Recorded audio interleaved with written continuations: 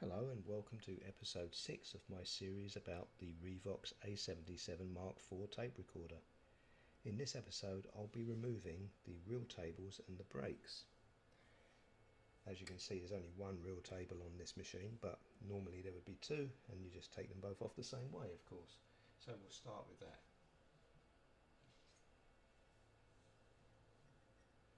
There are 3 screws in the middle.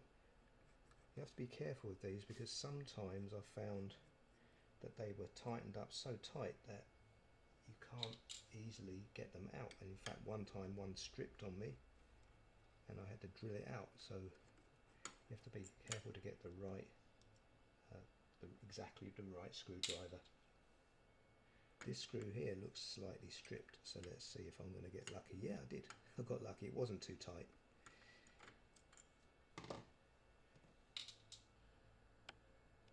In a future episode I'll go over how I was able to restore a pair of these to make them look brand new. But for now we'll just put it aside and get on with the brakes. There are 2 reasons why I like to take the brakes off at this point. The first is that they're very fragile, and doing other stuff you can accidentally knock this and maybe snap it or bend it. This one's already got a dent in it, so I like to get them off and put them away safely. And also, after taking off the brakes, it gives access to a particular screw that you need to take out one of the circuit boards. First I'll remove these springs.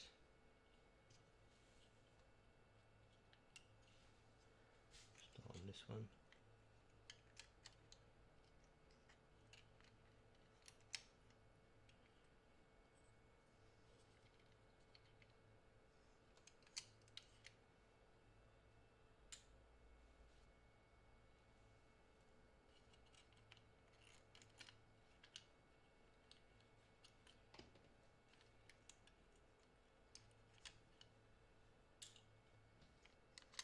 Then there is a C-clip, or a pair of C-clips. We have to get those out.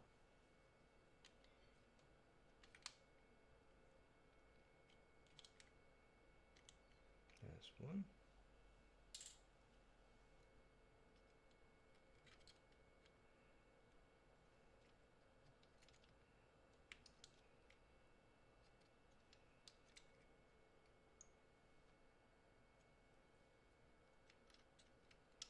That's 2.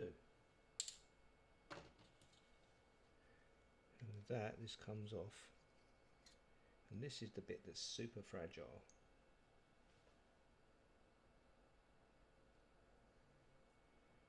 We can give that a bit of a clean, carefully. And we'll put it aside. So repeat for the other side, this one.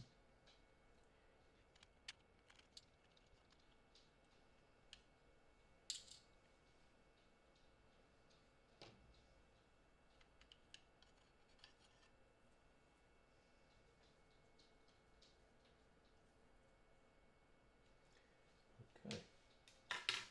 So in fact the brakes are now off. So what I should have said was I'm going to take off the whole brake mechanism. So not just the actual brakes, but also the mechanism that operates them. There's a solenoid under there which pulls this, and that's what applies the brakes. Actually, that's what releases the brakes. When the solenoid goes, the brakes are released. They're engaged most of the time. Next we'll remove this spring.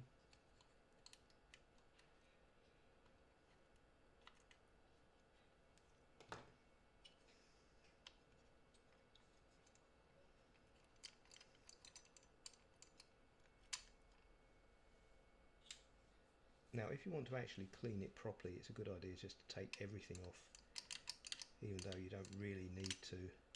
You can lift this away with this still on here, but I'll take it all completely to pieces so that I can clean it properly. So now this one comes off.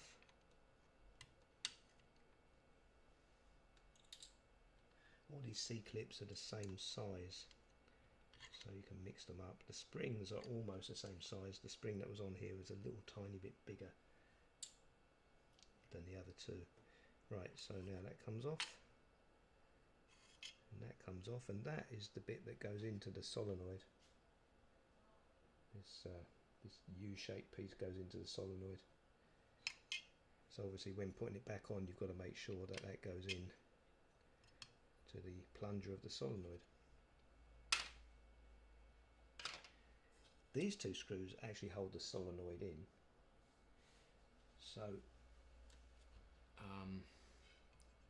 what we're going to find is once we undo all of this and try to lift it up, the solenoid is going to come out, and it's got some connectors. So we need to remove the connectors first. So this is the solenoid, and there is a diode on it, and then here the two connectors, a blue and a white wire. So we'll get those off.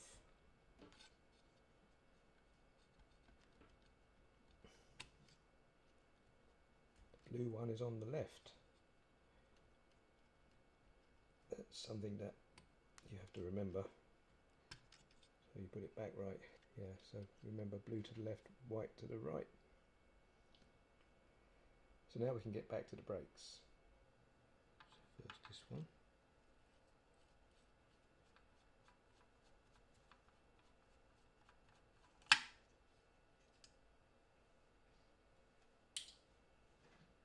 And this one. Need a smaller screwdriver.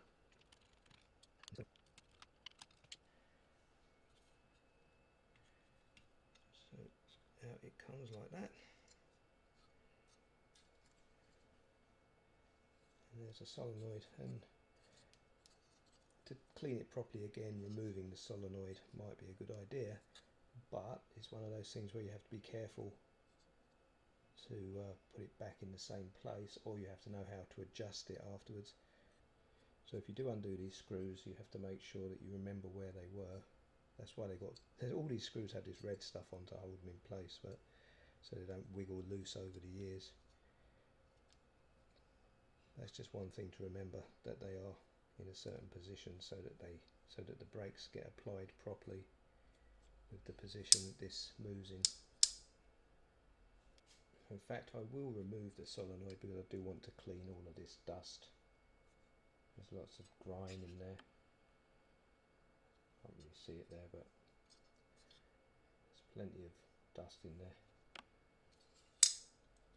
Take out the plunger and put that away. And then I'm going to actually take a photo of it so that I can get the position right when I put it back.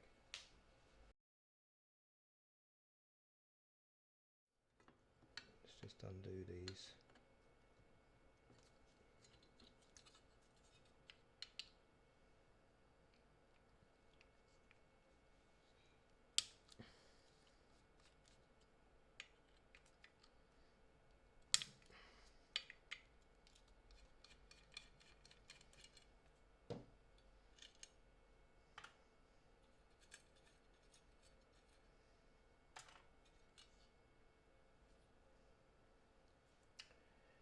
So that's the solenoid, and that's the rest of it. So now I'm going to clean everything. So I'm just going to clean these with some isopropyl alcohol, and that should be enough.